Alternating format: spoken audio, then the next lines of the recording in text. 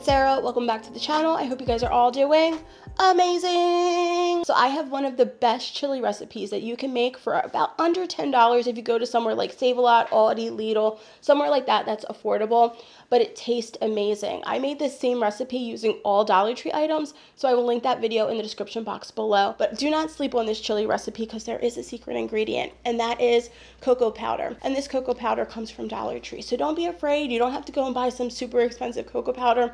Go to Dollar Tree and pick it up. It does the trick just fine. I'm also cooking this full recipe in the Instant Pot, and I was late to the Instant Pot game, okay? I was about the air fryer, but now I'm all about the Instant Pot because something that could take a few hours to cook on the stove can cook in the Instant Pot in 40 minutes. It is amazing, and I will link the one that we're using in the description box below. So let's get started. Here is everything that you're going to need for this recipe. For this recipe, we're going to be using ground turkey. I prefer ground turkey just because it's super affordable. You can find it in the frozen section at Aldi for $1.89. Super budget friendly, but you can also use ground chicken or ground beef. We're also going to be using 1 can of black beans, 1 can of red beans. I'm using the chili packet that comes from Aldi. We're going to be using 1 thing of diced tomatoes, 1 thing of tomato paste, 1 green pepper, 1 jalapeno pepper, and 1 onion. If you're not into any type of spice, you can definitely omit the jalapeno, but it does add like a really nice flavor. It's totally up to you. We're also going to use some minced garlic, butter, and beef stock. We're going to start by dicing up all of our vegetables, and then we're going to turn our Instant Pot onto the saute setting. I just keep it on for about 30 minutes. That's really all you need. It doesn't take a lot of time at all. Use about a tablespoon of good butter right at the bottom of our Instant Pot. Once the butter is melted down, we're going to go ahead and add in our onions, and then you're going to add in your peppers.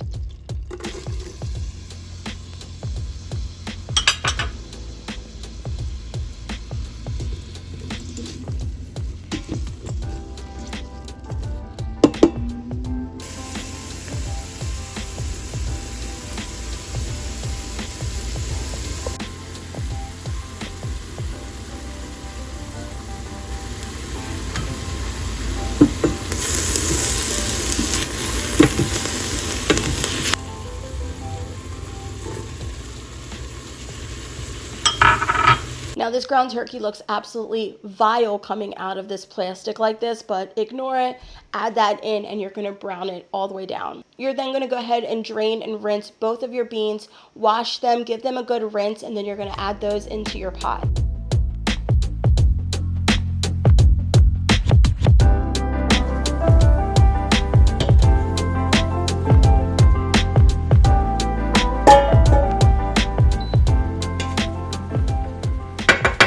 So y'all, your girl does not have a can opener, so I'm going to struggle to open up all of these cans, but I always struggle to open up cans anytime I do a video like this.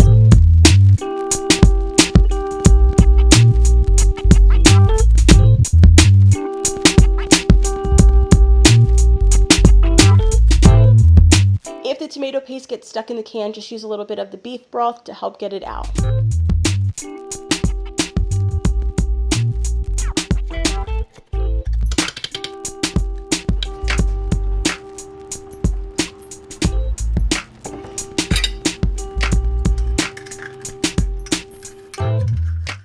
While I'm doing all of this, the Instant Pot is off. You want to make sure that you're not still on the saute setting because you don't want to be sauteing all of this stuff together. Next goes in our chili packet, and I also added in a little bit of cumin, and I added in about 3 or 4 bay leaves.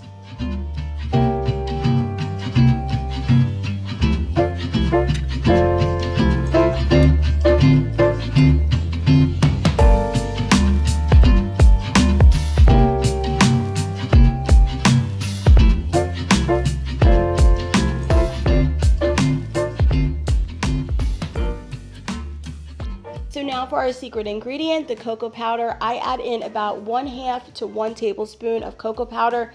If you don't want to add in that much, I totally understand. Maybe add in a little bit less, but it does help to add this really nice rich flavor to your chili, and it doesn't taste like chocolate at all. For the Instant Pot to actually create the pressure, all you need is about 1 cup of liquid. So I made sure to add in like no more than like 3/4 of a cup to 1 cup of the beef broth.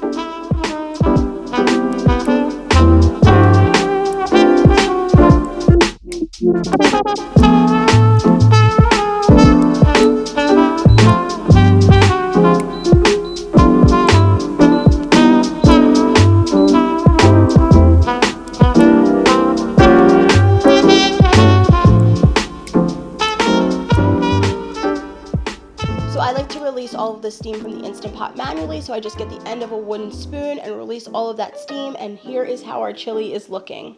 My husband loves to eat it with white rice, so I just make rice on the side and he eats it that way, and it is scrum-diddly-umptious, y'all. In 40 minutes, you have a chili that literally tastes like it was in the crock pot all day long. It is phenomenal.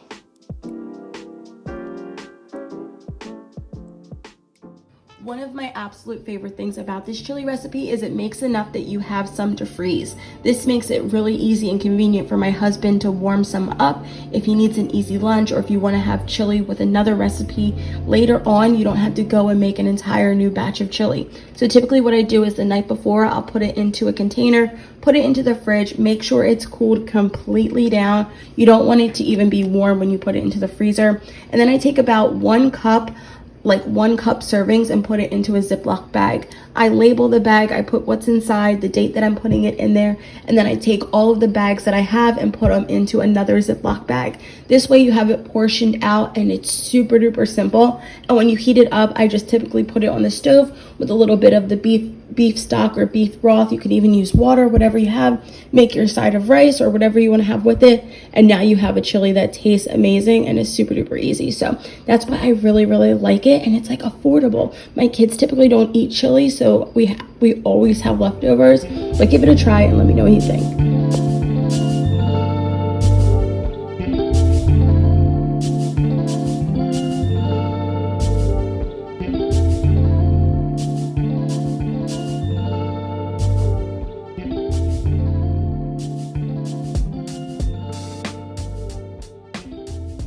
Be sure to check out the video that I have linked down below where we make a very similar recipe using all Dollar Tree items. If you make the recipe, let me know what your thoughts are in the comment section down below. And also, if you're new around here, subscribe. I would love to have you. Definitely click the subscribe button, give the video a thumbs up, share it with a friend, because sharing is caring and it helps my channel not to die. If you're still here, then you are a real one. Just know that I love you and I appreciate you from the bottom of my heart. Thank you for being here. Thank you for watching. I hope you guys are all safe, happy, and healthy and doing amazing. And I will see you guys next time for another video. Bye, you guys.